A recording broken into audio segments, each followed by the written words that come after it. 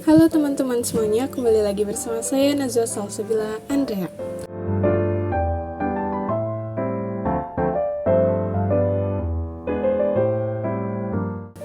Jadi kita akan lanjut ke topik kita yang ke-14 mengenai membuat database pada Odoo atau mengatur chart of account pada Odoo Accounting.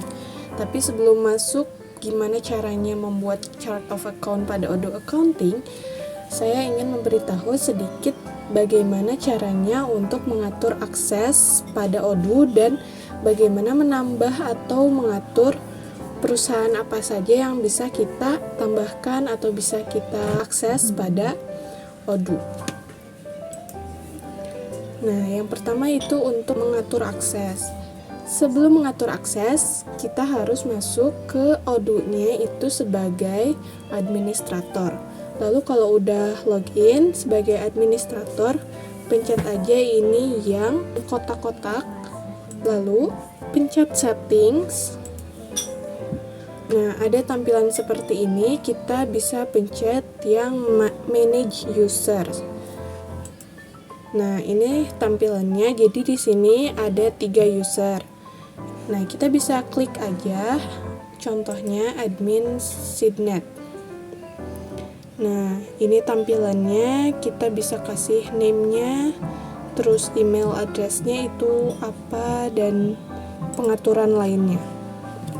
Nah, kalau mau tambahin akses usernya, kita tinggal pencet new. Lalu, untuk menambahkan atau mengatur company atau perusahaan yang pada Odoo-nya, kita bisa pencet user and companies, lalu pilih aja companies ini. Hampir sama tampilannya kayak tadi yang user, ini juga ada namanya dan phone number-nya, emailnya, website-nya, mobile address, dan pengaturan lainnya. Kalau mau nambah perusahaan pada Odoo juga, bisa pencet new. Nah, itu caranya untuk mengatur akses dan mengatur perusahaan pada Odoo kita. Selanjutnya, saya akan menunjukkan bagaimana caranya untuk membuat COA pada Odoo Accounting.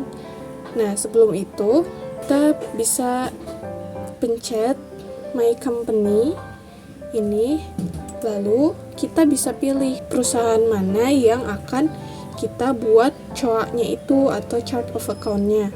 Nah, kita contohnya ini pada perusahaan Sidnet.